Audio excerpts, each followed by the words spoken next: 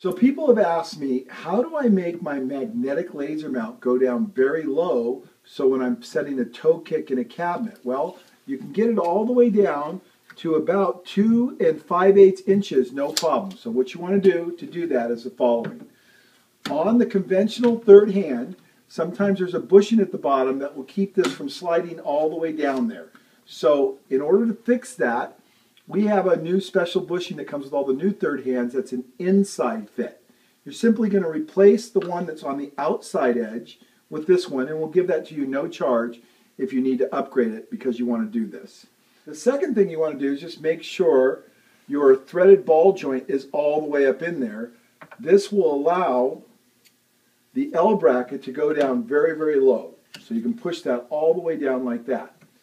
The next thing you want to do is obviously remove the knob because the knob's going to keep it off the surface. Now I'm doing this on this cabinet because I don't want to bend all the way down and shoot it down the floor. It's a little awkward. So I've got it on top of a cabinet for the sake of clarity here. So you're removing the knob. The next thing you want to do is, because this L bracket is the length it is, I simply went in and drilled a hole in the L bracket just a little bit above. You'll see where that is here in just a second when I pull this knob off.